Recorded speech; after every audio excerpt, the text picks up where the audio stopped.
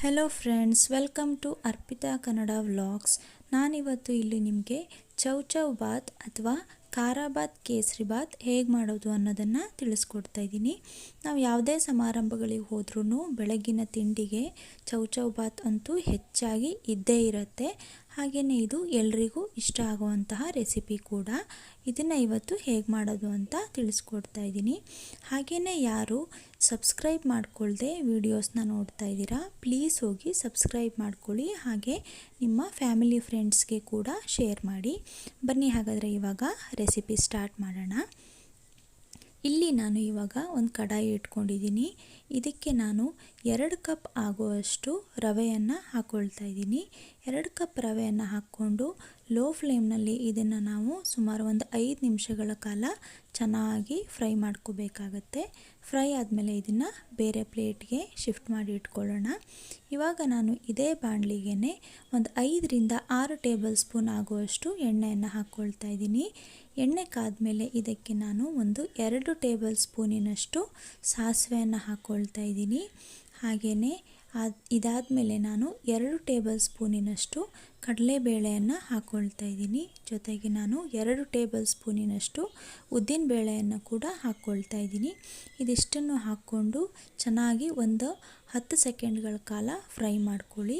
ಇದು ಚೆನ್ನಾಗಿ ಫ್ರೈ ಆದಮೇಲೆ ಇದಕ್ಕೆ ನಾನು ಒಂದು 8ರಿಂದ 9 ಗೋಡಂಬಿಯನ್ನು ಹಾಕ್ಕೊಂಡು ಕೂಡ ಫ್ರೈ ಮಾಡ್ಕೊಳ್ತಾ ಇದ್ದೀನಿ.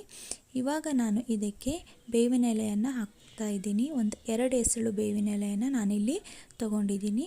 ಹಾಗೆಯೇ ಇದಕ್ಕೆ 2 ಹಸಿಮೆಣಸಿನಕಾಯಿನ ನಾನು ಚಿಕ್ಕದಾಗಿ ಕಟ್ ಮಾಡಿ ಇಟ್ಕೊಂಡು ಹಾಕ್ಕೊಳ್ತಾ ಇದ್ದೀನಿ. ಹಾಗೆಯೇ ಇವಾಗ ಇಲ್ಲಿ 1 ಟೇಬಲ್ ಸ್ಪೂನಿನಷ್ಟು ಶುಂಠಿಯನ್ನು ನಾನು ಚಿಕ್ಕದಾಗಿ ಕಟ್ ಮಾಡಿಕೊಂಡು ಹಾಕ್ಕೊಳ್ತಾ ಇದ್ದೀನಿ. ಇದೆಲ್ಲ ಚೆನ್ನಾಗಿ ಫ್ರೈ ಆದಮೇಲೆ 1 ಕಪ್ ಈರುಳ್ಳಿ ಅಂದರೆ ಸುಮಾರು 1 ಮೀಡಿಯಮ್ ಸೈಜ್ ಈರುಳ್ಳಿಯನ್ನು ನಾನು ಕಟ್ ಮಾಡಿಕೊಂಡು ಹಾಕ್ಕೊಳ್ತಾ ಇದ್ದೀನಿ. ಇದನ್ನು ಚೆನ್ನಾಗಿ ಸಾಫ್ಟ್ ಆಗೋವರೆಗೂ ಬೇಯಿಸ್ಕೊಳ್ಳಿ. ಇವಾಗ ಇದಕ್ಕೇ 1 ಮೀಡಿಯಮ್ ಸೈಜ್ ಟೊಮ್ಯಾಟೋವನ್ನು ಸಣ್ಣದಾಗಿ ಕಟ್ ಮಾಡಿಕೊಂಡು ಹಾಕ್ಕೊಳ್ತಾ ಇದ್ದೀನಿ. ಇದೆರಡೂ ಕೂಡ ಈರುಳ್ಳಿ ಟೊಮ್ಯಾಟೊ ಸಾಫ್ಟಾಗಿ ಬೇಯೋವರೆಗೂ ಚೆನ್ನಾಗಿ ಬೇಯಿಸ್ಕೊಳ್ಳಿ. ಇದಾದಮೇಲೆ ಇವಾಗ ನೋಡಿ ಬೆಂದಿದೆ. ಇದಕ್ಕೆ ಇವಾಗ ನಾನು ಅರ್ಧ ಕಪ್ನಷ್ಟು ಹಸಿ ಬಟಾಣಿ, ಹಾಗೆ ಅರ್ಧ ಕಪ್ ಅಷ್ಟು ಸಣ್ಣದಾಗಿ ಹೆಚ್ಚಿರೋ ಕ್ಯಾರೆಟ್, ಹಾಗೆ ಅರ್ಧ ಕಪ್ಪಷ್ಟು ಬೀನ್ಸ್ ತೊಗೊಂಡಿದ್ದೀನಿ. ಇದೆಲ್ಲದನ್ನು ಹಾಕ್ಕೊಂಡು ಚೆನ್ನಾಗಿ ಒಂದು ಸಲ ಮಿಕ್ಸ್ ಮಾಡ್ಕೊಳ್ಳಿ. ಇವಾಗ ಇದಕ್ಕೆ ನಾನು 2 ಟೇಬಲ್ ಸ್ಪೂನಿನಷ್ಟು ವಾಂಗಿಬಾತ್ ಮಸಾಲೆಯನ್ನು ಹಾಕ್ಕೊಳ್ತಾ ಇದ್ದೀನಿ. ನಿಮಗೆ ಬೇರೆ ಬಿಸಿಬೇಳೆ ಬಾತ್ ಪೌಡರ್ ಫ್ಲೇವರ್ ಇಷ್ಟ ಅಂದರೆ ಅದನ್ನು ಕೂಡ ನೀವು ಹಾಕ್ಕೋಬಹುದು. ಹಾಗೆಯೇ ಇಲ್ಲಿ ನಾನು 1.5 ಟೇಬಲ್ ಸ್ಪೂನಿನಷ್ಟು ಉಪ್ಪನ್ನು ಹಾಕ್ಕೊಳ್ತಾ ಇದ್ದೀನಿ. ಇದೆಲ್ಲದನ್ನು ಹಾಕ್ಕೊಂಡು ಚೆನ್ನಾಗಿ ಒಂದು ಸಲ ಮಿಕ್ಸ್ ಮಾಡ್ಕೊಳ್ಳಿ. ಮಿಕ್ಸ್ ಆದಮೇಲೆ ಇದಕ್ಕೆ ನೀರನ್ನು ಹಾಕ್ಕೊಳ್ತಾ ಇದ್ದೀನಿ. ನಾನು ಇಲ್ಲಿ 2 ಕಪ್ ರವೆಗೆ ನಾನು 5 ಕಪ್ನಷ್ಟು ನೀರನ್ನು ತಗೊಳ್ತಾ ಇದ್ದೀನಿ. ನೀರು ಸ್ವಲ್ಪ ಜಾಸ್ತಿನೇ ಇರಲಿ, ಆವಾಗ ಇಲ್ಲಿ ನಮಗೆ ಸಾಫ್ಟಾಗಿ ಬರುತ್ತೆ ಖಾರ ಬಾತು. ಇದೆಲ್ಲ ಆದಮೇಲೆ ನೋಡ್ತಾ ಇದ್ದೀರಾ ಇವಾಗ ನೀರು ಚೆನ್ನಾಗಿ ಕುದಿ ಬಂದಿದೆ. ಇವಾಗ ನಾನು ಇದಕ್ಕೆ ಹುರಿದಿಟ್ಕೊಂಡಿರೋಂತಹ ರವೆಯನ್ನು ಹಾಕ್ಕೊಳ್ತಾ ಇದ್ದೀನಿ.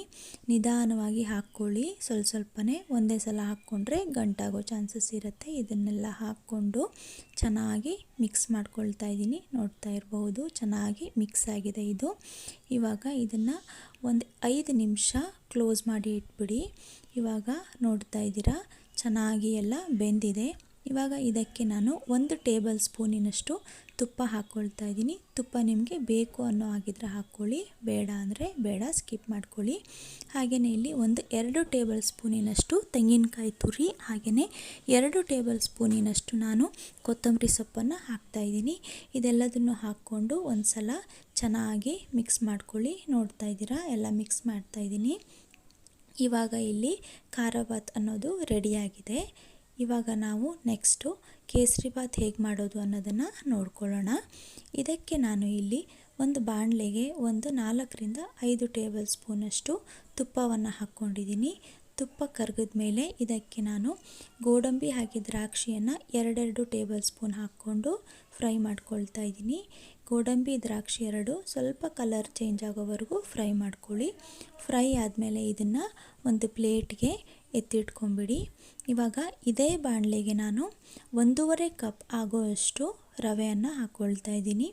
ರವೆ ಹಾಕ್ಕೊಂಡು ತುಪ್ಪದಲ್ಲಿ ಚೆನ್ನಾಗಿ ಫ್ರೈ ಮಾಡ್ಕೊಳ್ಳಿ. ಇದು ಹಸಿ ವಾಸನೆ ಎಲ್ಲ ಹೋಗಿ ಘಮ ಬರಬೇಕು, ಅಲ್ಲಿವರೆಗೂ ಇದನ್ನು ಫ್ರೈ ಮಾಡ್ಕೊಳ್ಳಿ. ನೋಡ್ತಾ ಇದ್ದೀರಾ, ಎಲ್ಲ ಫ್ರೈ ಮಾಡ್ತಾ ಇದ್ದೀನಿ. ಇವಾಗ ಇದನ್ನು ನಾವು ಬೇರೆ ಒಂದು ಪ್ಲೇಟ್ಗೆ ಶಿಫ್ಟ್ ಮಾಡ್ಕೊಳ್ಳೋಣ. ಇವಾಗ ಇದೇ ಕಡಾಯಿಗೆ ನಾನು ನೀರು ಹಾಕ್ಕೊಳ್ತಾ ಇದ್ದೀನಿ. ಇಲ್ಲಿ ನಾನು 1.5 ಕಪ್ಪು ರವೆಗೆ 4 ಕಪ್ಪು ನೀರು ತೊಗೊಂಡಿದ್ದೀನಿ. ಆವಾಗಲೇ ಹೇಳಿದಾಗೆ ನೀರು ಸ್ವಲ್ಪ ಜಾಸ್ತಿನೇ ಇರಲಿ. ಇದನ್ನು ಕುದಿಯೋಕ್ಕೆ ಬಿಟ್ಬಿಡಿ. ಇವಾಗ ನೋಡ್ತಾ ಇದ್ದೀರಾ, ಇದು ಚೆನ್ನಾಗಿ ಕುದೀತಾ ಇದೆ. ಇದಕ್ಕೆ ನಾನು ಇಲ್ಲಿ ಅರ್ಧ ಟೇಬಲ್ ಸ್ಪೂನಿನಷ್ಟು ಫುಡ್ ಕಲರ್ನ ಆ್ಯಡ್ ಮಾಡ್ಕೊಳ್ತಾ ಇದ್ದೀನಿ. ಫುಡ್ ಕಲರ್ ಆ್ಯಡ್ ಮಾಡಿ ಆದಮೇಲೆ ನಾವು ಮೊದಲೇ ಹುರಿದಿಟ್ಕೊಂಡಿರೋ ಅಂಥ ರವೆನ ಸ್ವಲ್ಪನೇ ಹಾಕ್ಕೊಳ್ಳೋಣ. ಒಂದೇ ಸಲ ಹಾಕೋಕ್ಕೆ ಹೋಗಬೇಡಿ, ಗಂಟಾಗತ್ತೆ.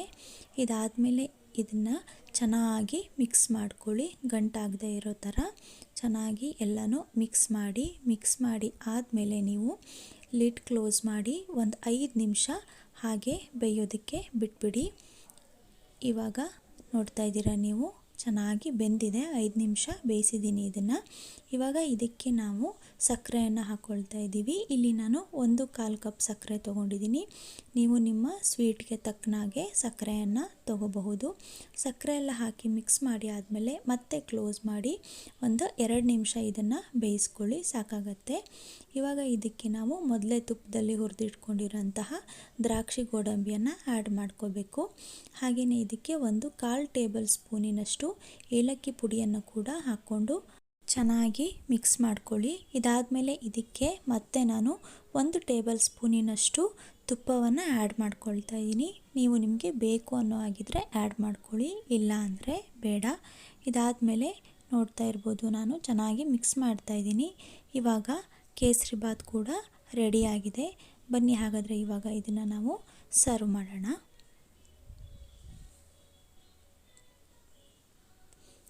ನೋಡ್ತಾ ಇರಬಹುದು ನೀವು ಇಲ್ಲಿ ಎಷ್ಟು ಚೆನ್ನಾಗಿ ಬಂದಿದೆ.